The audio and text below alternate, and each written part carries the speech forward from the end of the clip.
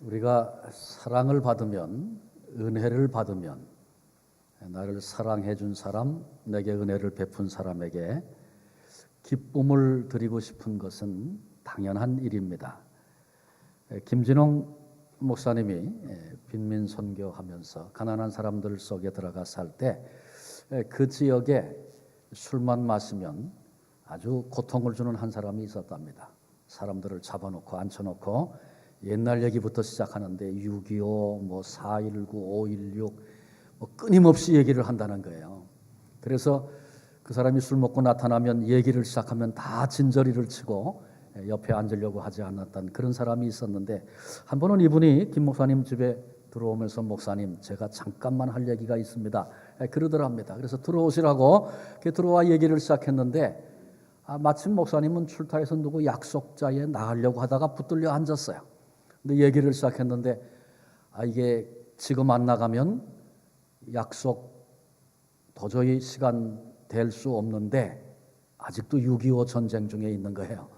그래서 마음에 생각하다 고민하다가 아주 결정을 했답니다. 오늘 약속이고 뭐고 다 뒤로 미루고 이 사람 얘기 들어주자.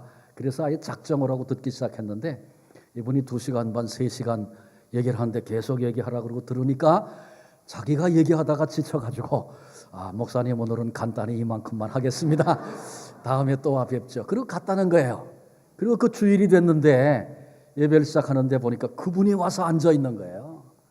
그래서 교인들이 다 수근수근하면서 야, 저 사람이 어떻게 교회 나왔냐 다 이러고 있는데 예배를 드리고 나서 김 목사님이 어떻게 왔냐 이렇게 물으니까 오늘까지 내가 살면서 내 얘기를 끊지 않고 그만하라고 그러지 않고 끝까지 들어주신 분이 목사님밖에 없습니다. 너무 고마워서 내가 어떻게 해야 목사님이 좋아할까 생각하다가 이렇게 예배당 나오면 좋아할 것 같아서 그래서 교회 왔노라고 그분이 그렇게 얘기했다 그래요. 그리고 그 후에 그분이 아주 좋은 교회 신자가 됐답니다. 얘기만 들어줘도 고마워서 어떻게 하면 그분을 기쁘게 해줄까, 이것이 사람의 마음인데 십자가로 우리를 구속하신 그 예수님을 영접하고 하나님의 자녀가 된 우리들이 내가 어떻게 하면 주님을 기쁘시게 해드릴까, 이런 마음과 생각이 생기는 건 아주 자연스러운 일입니다. 자녀된 우리가 하나님을 기쁘시게 해드리는 방법이 여러 가지가 있습니다만은 우리 창세기를 그동안 계속 나눠가면서 오늘 본문에서 이제 21장에서 한 3가지 방법을 좀 같이 살피면서 우리도 하나님을 기쁘시게 해드리는 사람이 되자, 이런 마음으로 또 이 말씀 같이 나누고 받고 또 그렇게 살 수 있는 은혜가 우리 가운데 있기를 바랍니다. 첫 번째로 하나님을 기쁘시게 해드리려면 먼저 우리가 기쁨 가운데 살아야 합니다.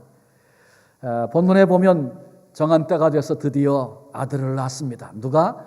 사라가 아브라함을 통해서 아들을 낳았어요. 그리고 아브라함이 그 아들을 품에 안고 이름을 뭐라고 졌어요? 이삭이라고 졌어요. 이삭이라는 이름의 뜻은 웃었다, 웃음, 그런 뜻을 가지고 있습니다. 사실 1년 전에 하나님이 오셔서 1년 후에 내가 아들을 품에 안을 거다 그렇게 말씀하실 때 숨어서 웃던 사람이 있었죠. 누굽니까? 사라였습니다. 그때 그 사라의 웃음은 즐거워서 기뻐서 웃었던 게 아니라 어이없는 웃음을 웃었습니다. 야, 말도 안 된다. 내가 어떻게 1년 후에 아들을 낳아? 그런데 그같이 말씀하시고 언약하신 하나님께서 그 언약을 이루어 주셨어요. 그래서 마침내 아들 이삭을 품에 안았습니다. 그리고는 이제는 정말 진정으로 기쁜 그 웃음을 웃게 된 것입니다.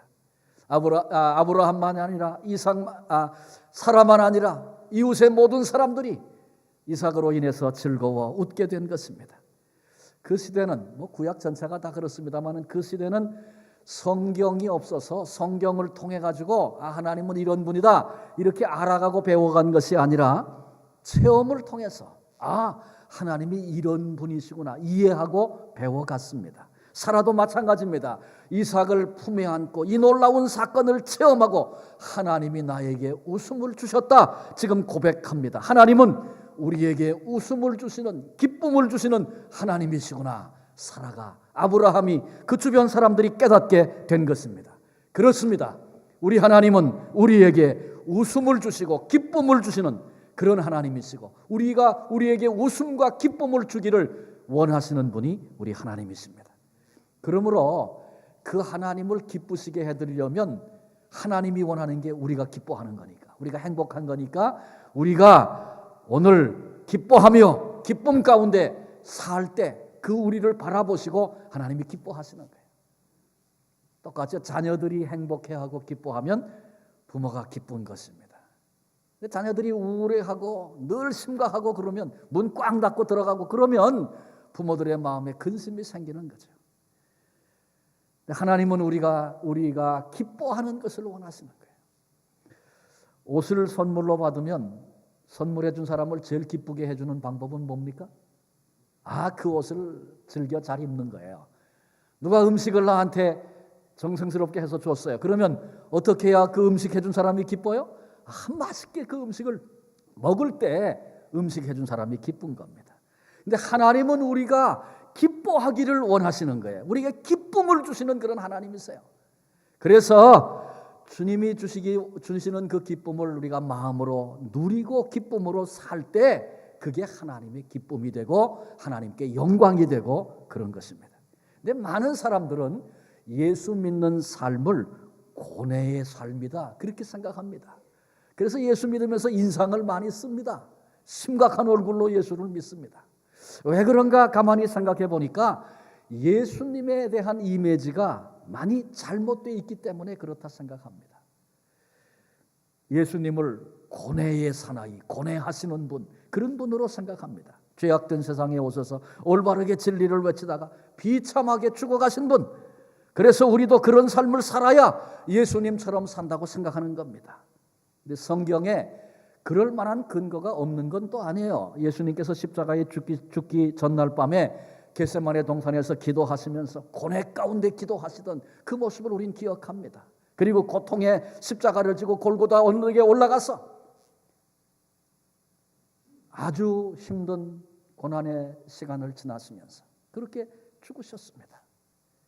그런데 예수님의 생애를 전체를 따져보면 말이죠, 예수님이 고난 받으시고 고뇌하셨던 그 시간, 지금 말씀드렸던 시간은 24시간이 채 안 되는 시간입니다. 물론 거기까지도 오실 때 아파하시고 그러셨던 마음 우리가 충분히 다 알고 있습니다만은 그 시간이 그리 길지 않은 거예요. 성경에 보면 예수님이 우셨다는 기록이 몇 차례 나옵니다. 근데 웃으셨다는 기록은 없어요. 그러나 예수님은 기쁘시게 사셨다 그렇게 생각합니다. 우셨다는 사실을 일부러 기록한 것은 예수님이 평상시 많이 웃고 사셨기 때문에 웃던 분이 우시니까 너무 이상해서 특별해서 기록된 것이 아닌가 그런 생각도 해봅니다. 예수님께서 기쁨 가운데 사셨다는 그런 여러 가지 이유들을 살필 수 있는데 그 가운데 가장 큰 중요한 이유는 예수님은 좋아하시는 게 있어요. 뭘 좋아하셨냐면 잔치하는 거, 파티하는 거를 주님은 기뻐하시고 종종 그 자리에 참여하셨습니다. 첫 기적을 가나 혼인잔치에서 베푸셨다는 것을 우리가 다 알고 있지 않습니까? 여러분 생각해 보세요. 잔치를 좋아하시는 분이, 파티를 좋아하시는 분이 포도주를 앞에 놓고 음식을 앞에 놓고 얼굴을 찡그리고 인상을 쓰면서 심각하게 거기 계셨겠습니까? 그러실 리가 없죠. 예수님은 잔치집에서 웃으시면서 기뻐하시면서 재밌게 말씀을 나누시고 그러셨어요. 마태복음 11장 18절 이하에 보면 예수님이 직접 하신 말씀이에요. 요한이 와서 먹지도 마시지도 않고 금욕적인 생활을 했더니 사람들이 귀신 들렸다 그렇게 평했다. 그런데 인자는 와서 먹기도 하고 마시기도 하니까 먹기를 탐하는 자, 포도주를 즐기는 자, 세리와 죄인들의 친구, 너희들이 그렇게 비난하는구나 예수님이 말씀하셨어요. 바리새인들은 본래 세리와 죄인을 사람 취급을 안 했습니다. 소 닭 보듯이 그렇게 멸시했다는 거 다 우리가 알고 있습니다. 그런데 예수님은 이런 세리들을, 이런 죄인들을 만나서 아주 재미있게 친구처럼 그렇게 생활하셨어요. 그래서 이런 비난이 쏟아진 것입니다. 세리 그리고 죄인들, 사람들에게 멸시받고 그렇지 않아도 주눅들어 사는 사람입니다. 근데 그런 사람들을 예수님이 앞에 놓고 인상을 팍 쓰시면서 심각한 얘기만 하셨다면 다 도망갔을 거예요. 거기 앉아있지 않습니다. 근데 예수님이 말씀하시는데 푸근푸근한 말씀을 하시고 재미있고, 그 말씀을 들으니까 괜히 나도 그런 사람이 된 것 같고, 그 은혜로 죄인들이 예수님 곁에 있었던 것입니다. 예수님은 기쁨 중에 사셨던 분이셨습니다. 그러니까 우리가 예수님 닮기 원한다면 물론 심각할 때 있죠. 지난 금요일 날은 애통하고 울어라 그런 말씀 드렸는데 좀 헷갈리는 분이 계실 수도 있을 거예요. 근데 우리가 애통할 때도 있지만 예수님은 많은 시간 즐겁게 지나셨으니까 우리도 예수님 닮아서 많이 웃어야 합니다. 기쁨으로 즐거움으로 오늘을 살아야 합니다. 사도 바울 그러면 굉장히 그 고난을 많이 겪은 사람으로 성경에 기록되어 있습니다. 얻어 터지고 돌에 맞고 감옥에 갇히고 풍랑에 배가 파손돼서 죽을 고비를 넘기기도 하고 생각하기 어려운 그런 고난을 많이 겪었습니다. 그러나 그렇다고 해서 바울을 고뇌의 사람이라 그렇게 생각하면 안 됩니다. 바울은 기쁨 중에 살던 사람이었습니다. 빌립보의 점치는 여종 귀신 들려 그렇게 참 이용당하고 있는 모습을 보면서 바울이 불쌍한 마음이 들었습니다. 기도했더니 귀신이 떠났습니다.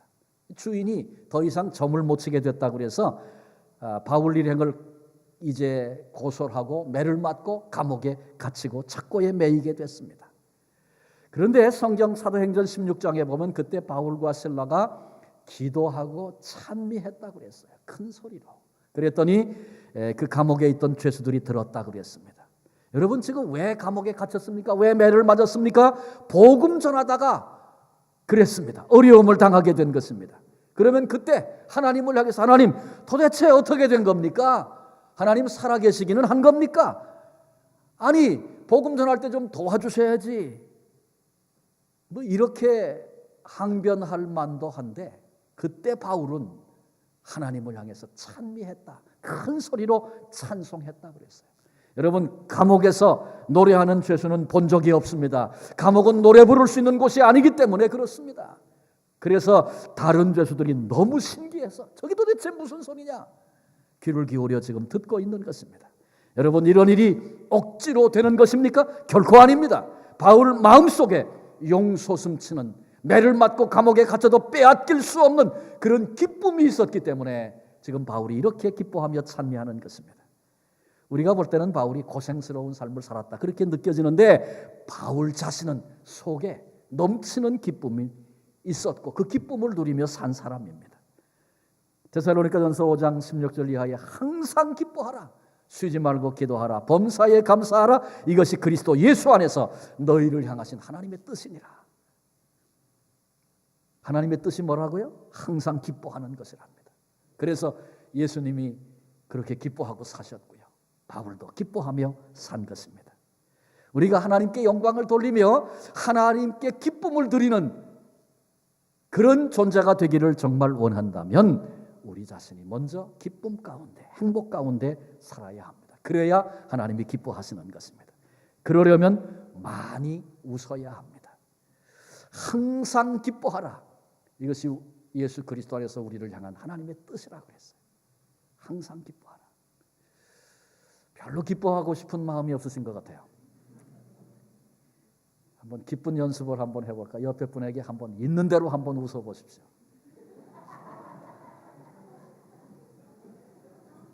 이 웃으라면 웃으신 분이 계셔서 얼마나 감사한지 몰라. 근데 잘 안 되는 분도 계셔. 이렇게 한번 할게요. 옆에 분을 보라 그러면 우리 한국 사람 누가 그러더라고요. 싸울 때만 눈을 본대요. 한국 사람들은. 눈이 잘 안 봐지면 코를 보면서 있는 대로 한번 웃고 그 다음에 이게 하나님의 뜻입니다. 그렇게 한번 옆에 분에게 얘기해 보십시다.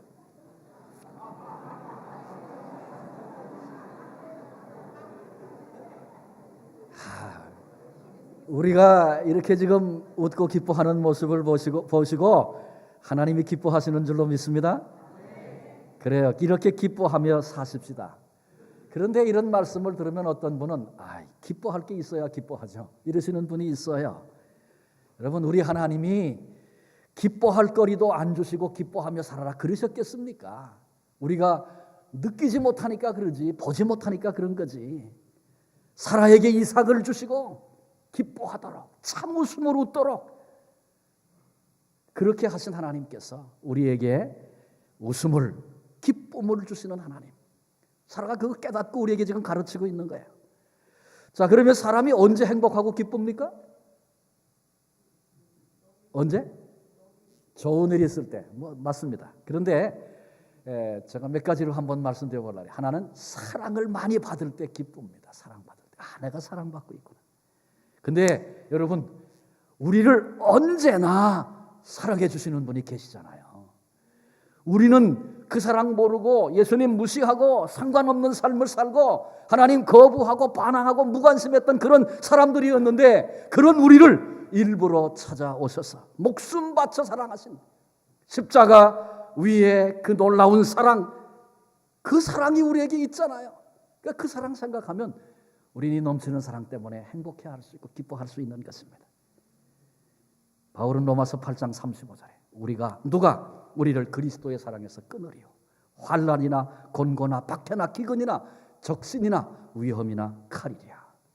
바울은 이런 사랑을 알았기 때문에 환호하면서 이 사랑에서 아무것도 끊을 수 없다고 그 사랑을 그렇게 기뻐하고 있는 것입니다. 또 언제 우리가 행복하고 기쁩니까? 미래에 대한, 내일에 대한 소망이 있을 때, 그때 우리는 기뻐할 수 있는 것입니다.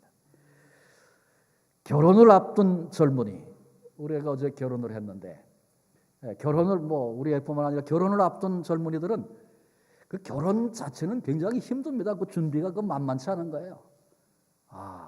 어떤 데는 준비하다가 인상도 쓰더라고요. 그런데 그럼에도 불구하고 속에 기쁨이 있고 소망이 있어요. 그 왜 그러냐면 내일에 대한 기대가 있기 때문에 그런 것입니다. 그런데 하나님의 자녀된 우리에게는 내일에 대한 분명한 소망이 있습니다. 이 땅을 살아갈 동안에는 잠시 고생할 수 있어요. 이해가 안 되는 고난이 우리를 누를 수 있어요. 그러나 시작된 모든 것은 다 마지막이 있는 것처럼 우리가 이 모든 고생 쓰고 끝내고 가야 할 영광스러운, 우리가 가야 할 곳, 종착점이 우리에게 있지 않습니까?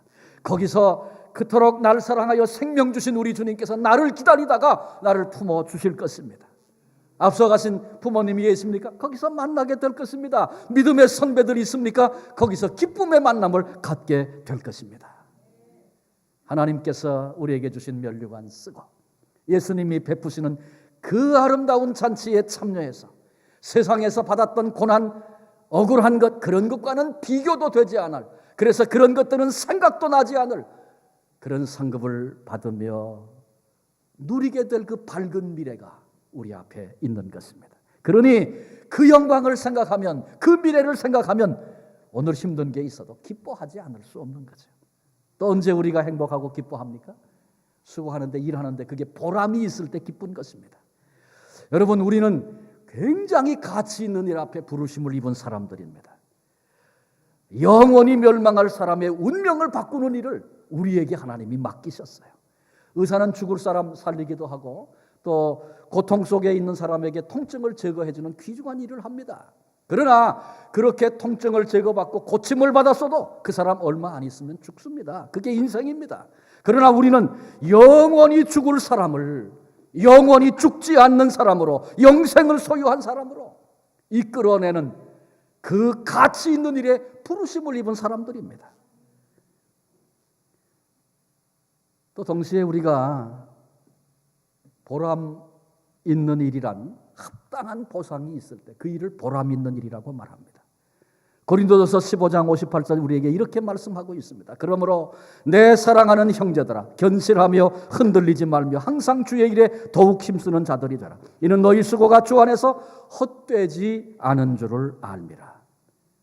우리 주님은 우리에게 냉수 한 그릇 접대해도, 어린 소자에게 냉수 한 그릇 접대해도 결코 그 상급을 잃지 않겠다고 주님 말씀하셨는데, 우리를 부르신 그 부르심의 자리에 서서 한 영혼이라도 아버지 앞에 인도해내려고 그들을 품고 기도하고 희생하고 땀 흘려 수고하고 마음 아파하고 걸어가는 그 삶의 모든 수고가 하나도 헛되지 않다고, 냉수 한 그릇도 잊지 않고 갚으시는 하나님이 영광스러운 것으로 갚아주시겠다고, 보상하시겠다고 그렇게 말씀하고 계세요. 그러니 우리가 기뻐하지 않고 살 수 있겠습니까? 행복하지 않을 수 있겠습니까? 우리는 하나님을 기쁘시게 해드리는 것을 원하는 소원하는 사람들입니다. 기쁨의 삶을 살라 우리가 행복해야 합니다. 그래야 하나님이 기뻐하신다는 말씀을 듣습니다. 이미 우리는 기뻐하며 살아도 좋을 충분한 이유를 부여받은 사람들입니다. 이 사실을 알고 남은 생에 기쁨의 삶을 살 수 있는 복된 성도들이 되시기를 주님의 이름으로 축원합니다. 두 번째로 믿음의 지장을 주는 관계를 단절해야 하나님이 기뻐하십니다. 이삭이 태어나서 성장하는 과정에 사건이 하나 생겼습니다. 9절에 사라가 본즉 아브라함의 아들 애굽 여인 하갈의 아들이 이삭을 놀리는지라 그렇게 말했어요.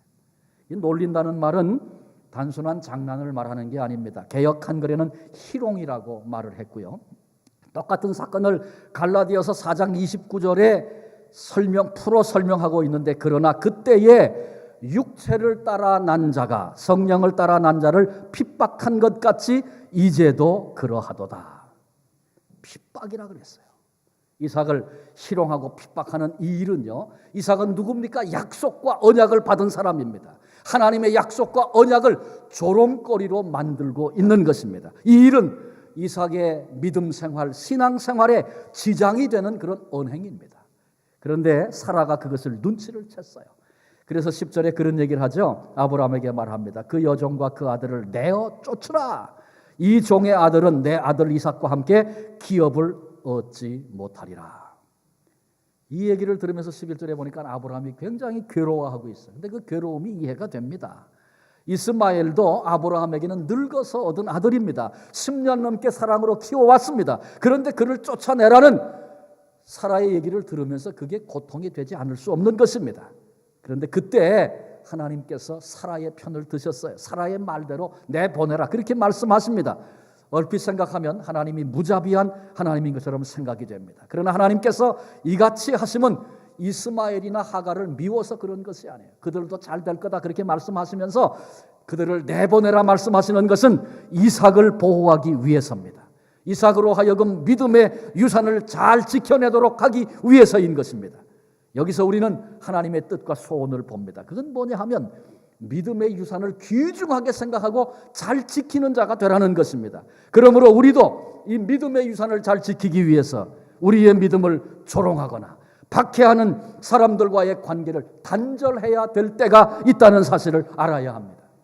우리 주변에 믿음 생활 잘 출발했는데 믿음이 잘 자라지 않는 사람들이 있습니다.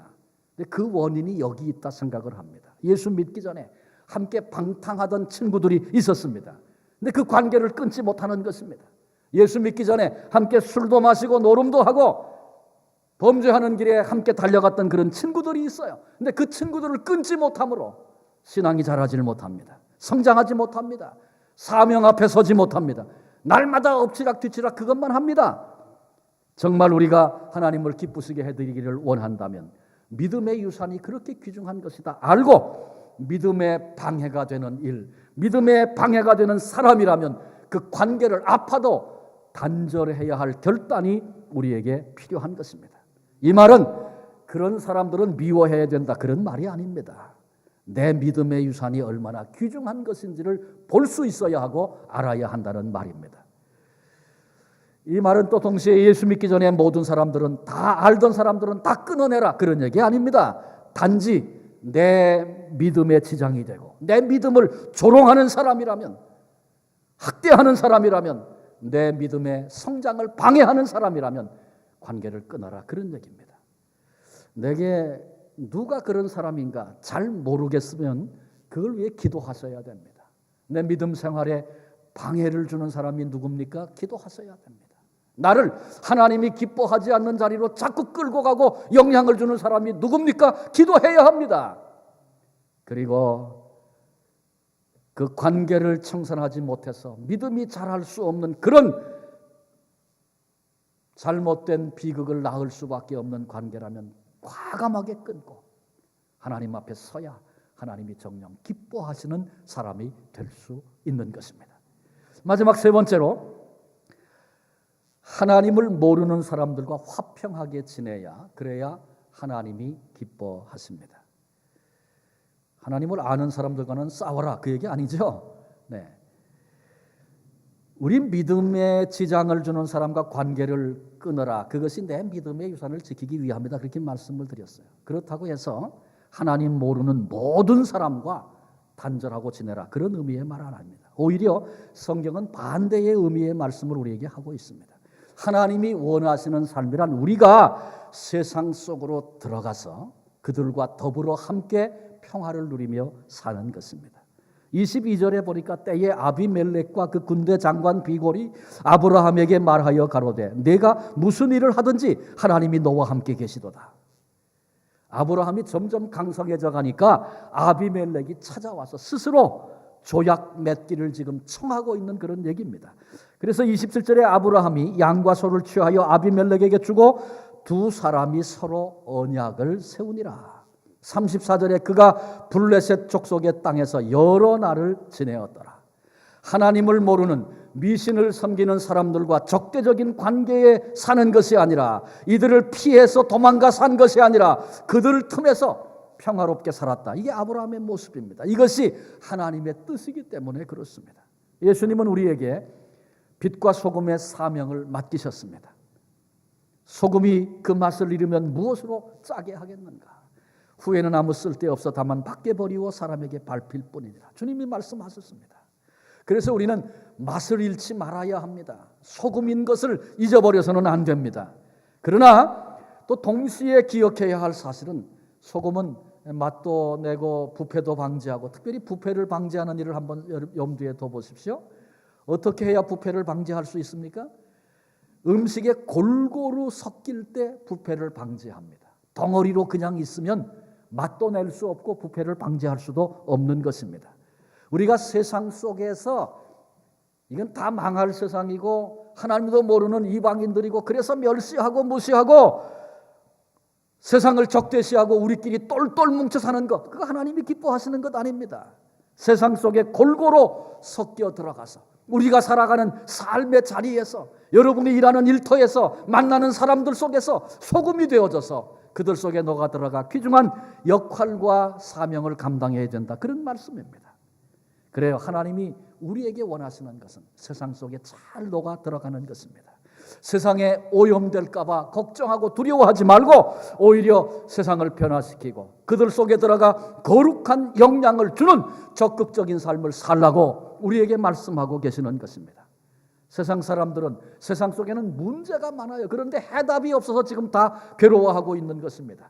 인생의 답을 몰라 헤매는 그 수많은 사람들에게 들어가서 찾아가서 내가 곧 길이요 진리요 생명이니 나로 말미암지 않고는 아버지께로 올 자가 없다고 말씀하신 길이 되시는 주님, 해답이 되시는 주님, 생명이 되시는 주님을 소개해 줘야 할 사명이 우리에게 있는 것입니다. 세상을 피할 것이 아닙니다. 오히려 파고 들어가서 그들 속에 거룩한 영향을 끼쳐야 합니다. 세상의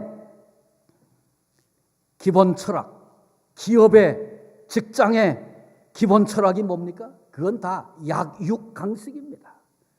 힘이 생겨서 약한 자들을 잡아먹고 내가 차지하는 겁니다. 그래서 저마다 힘이 세어지려고 노력들을 지금 하고 있지 않습니까?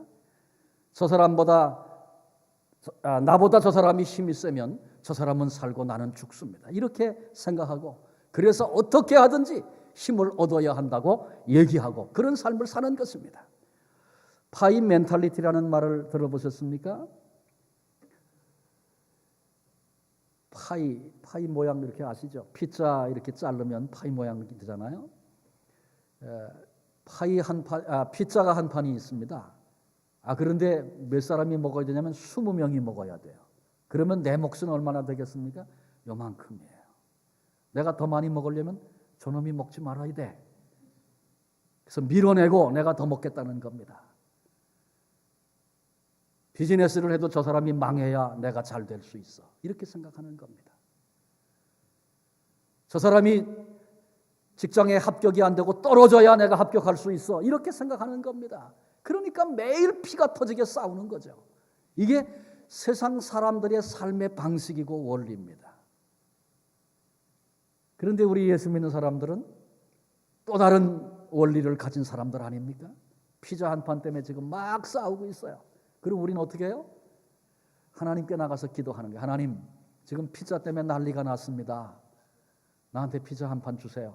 하나님 피자 한 판 우리에게 주실 수 있는 분인가요? 별로 피자를 얻어먹어 본 적이 없어서 능력이 하나님이 우리에게 피자 한 판 못 주시겠어요. 우리는 하나님께 나가서 하나님 피자 한 판 주세요.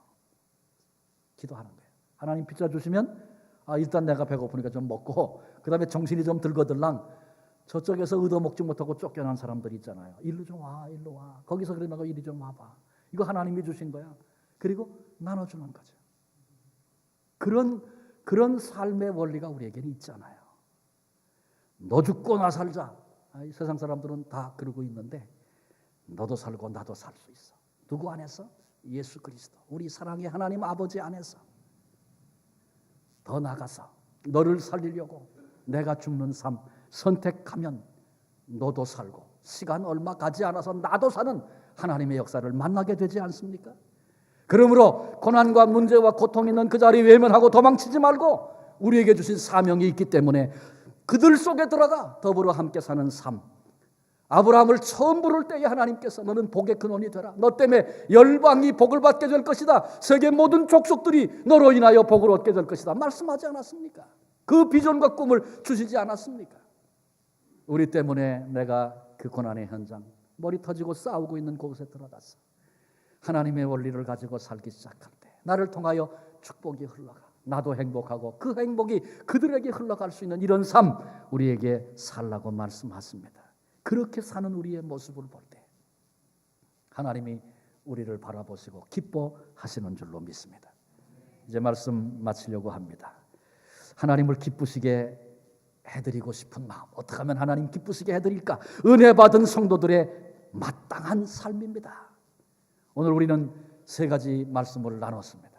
어떻게 할 때 하나님이 기뻐하신다고요? 우리가 기뻐하며 행복하며 그렇게 살 때. 또 어떻게 할 때 하나님이 기뻐하신다고요? 우리 신앙의 장애가 되는 우리의 믿음을 조롱하는 그런 잘못된 관계를 청산하고 끊어버리면 나를 자꾸 불신앙의 자리로 내 믿음이 자라지 못하도록 나쁜 영향을 받도록 끌고 가는 사람이라면 아파도 심지어는 자식도 지금 내보내라 그러잖아요. 하나님 아브라함에게. 그 관계를 아파도 끊어라. 그때 하나님이 기뻐하신다. 세 번째 하나님 기뻐하시는 건 뭐죠? 세상 속으로 들어가서 하나님 모르는 사람들 속에 들어가서 피가 터지게 싸우고 있는 세상의 원리를 붙잡고 그것이 전부인 줄 알고 그렇게 살아가는 사람들 속에 들어가서 그들과 더불어 화평할 뿐만 아니라 거룩한 영향을 끼치고 복의 통로가 되어져서 하나님이 주신 은혜를 흘려보낼 수 있는 더불어 그래서 그들도 기뻐하도록 만들어주는 이 귀한 사명을 감당할 때 하나님이 우리를 바라보시고 기뻐하신다.